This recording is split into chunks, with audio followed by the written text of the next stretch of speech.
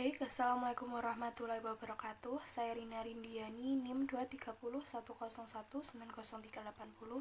Di sini saya akan melanjutkan penjelasan dari Mbak Nurhamiatun. Yang poin C yaitu manfaat jual beli via internet. Manfaat jual beli via internet atau online adalah sebagai berikut.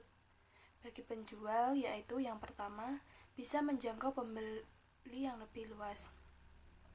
Disebabkan pengguna internet berasal dari berbagai penjuru negeri, tentu saja bisnis online juga memiliki cakupan yang luas. Artinya, misal kita melakukan online dari sini sampai ke luar negeri maupun daerah yang jauh pun bisa melihat kita melalui sekarang misalnya via Shopee atau Lazada dan lain-lain. Yang kedua yaitu mudah dalam memilih target pasar. Kamu bisa menawarkan produk kepada berbagai forum komunitas di media sosial. Kamu juga bisa memasang iklan gratis atau berbayar agar lebih mudah mendapatkan target pasar yang potensial. Artinya, kamu juga akan cepat dikenal orang jika sering mengiklankan barang. Kemudian yang C, mudah dalam mengelola barang. Jika kamu mengandalkan website untuk menjadi media jual beli produk kamu, tetapi bingung dalam mengolah barang, sistem manajemen situs ini akan bersedia untuk mengelola barang serta pergudangan. Kamu juga bisa memantau stok barang. Nah, etalase pun tidak perlu kamu gunakan lagi, dan kamu bisa menjual produk menurut pesanan saja. Kemudian yang D, tidak memerlukan banyak pekerja. Bisnis online menjadi salah satu pilihan jika kamu tidak suka dengan perintah atau aturan yang ketat. Kamu sendirilah yang menjadi bosnya, kamu juga yang bisa membuat peraturan sendiri, bisa bekerja sendiri. Artinya, di dalam keuntungan yang keempat ini, kamu bisa melakukannya sendiri. Memulai bisnis, memasarkan, dan menentukan target pasar pun juga bisa kamu sendiri. Nggak perlu banyak karyawan. Yang kelima, modal yang kecil. Dalam berbisnis, modal merupakan memiliki peranan utama sebelum memulai menjalankan bisnis atau usaha.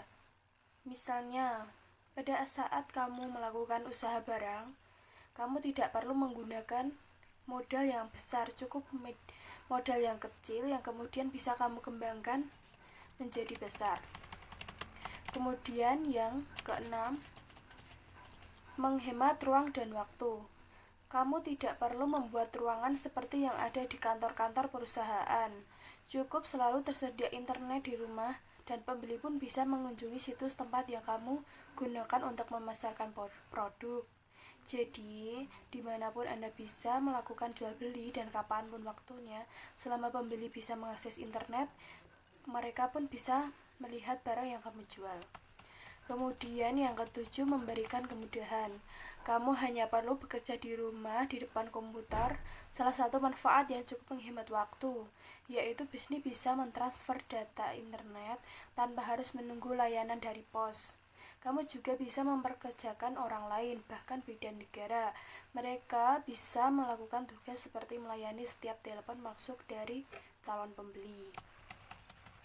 Kemudian yang kedelapan, mudah berinteraksi dengan pelanggan. Di website pribadi, kamu bisa menyediakan forum khusus untuk berkomunikasi dengan pelanggan atau live chat, ajukan formulir. Pertanyaan hal ini akan mengacu pada pelayanan supaya lebih baik dan juga berguna untuk peningkatan efisiensi. Platform media sosial seperti Facebook, Twitter, Instagram juga bisa kamu gunakan untuk melayani pelanggan kamu. Kemudian yang kesembilan, dipercayai konsumen. Untuk mendapatkan kepercayaan konsumen agar mereka yakin dengan kualitas barang kita, itu tidaklah mudah bagi mereka yang baru pertama kali masuk ke dalam website kamu. Maka ketika sudah mendapatkan kepercayaan dari konsumen, kamu harus menjaganya. Kamu harus menjaga kualitas barang, kamu harus disiplin dalam mentransfer atau melayani pelanggan supaya mereka percaya dengan penjualan yang kamu lakukan. Kemudian keuntungan bagi pembeli Yang pertama yaitu harga yang ditawarkan sangat kompetitif. Karena tingkat persaingan dari pelaku usaha melalui media internet sehingga mereka bersaing untuk menarik perhatian dengan cara menawarkan harga serendah-rendahnya. Yang kemudian yang B, memungkinkan pelanggan untuk berbelanja atau melakukan transaksi selama 24 jam. Kamu bisa mengakses internet penjualan siang, sore, atau malam tanpa batasan waktu selama kamu mempunyai data. Kemudian yang ketiga, memberikan lebih banyak waktu, lebih banyak pilihan kepada pelanggan. Kemudian yang D, pengiriman menjadi sangat cepat.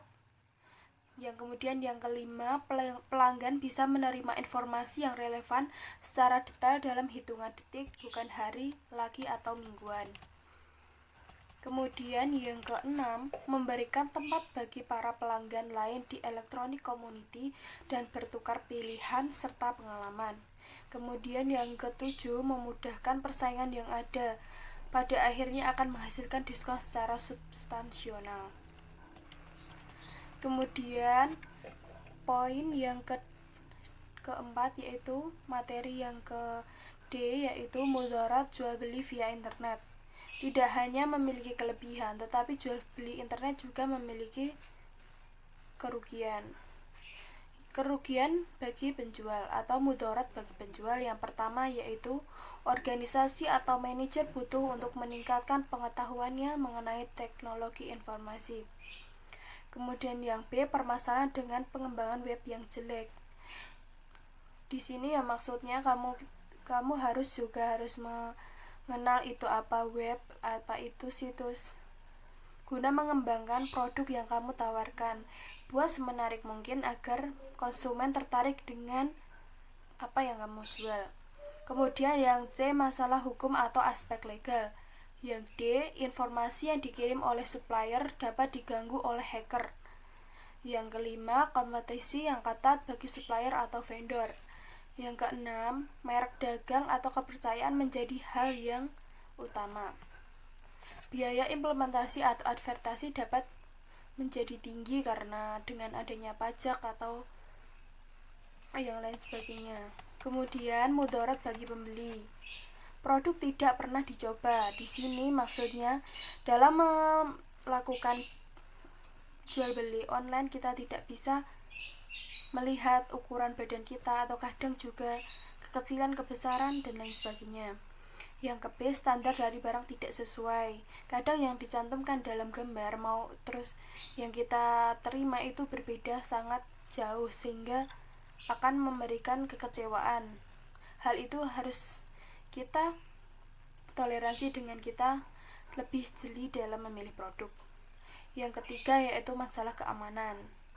Banyak sekali penipuan sekarang ini di dalam dunia internet.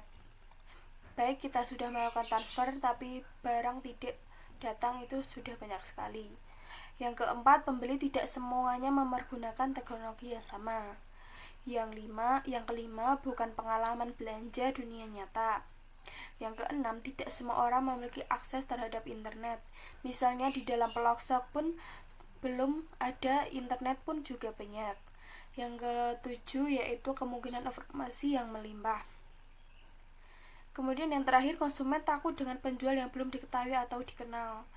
Misalnya kita melakukan penjualan produk baru tetapi konsumen belum mengenal, mereka juga akan pikir-pikir karena mereka juga takut akan keamanan produk yang mereka beli.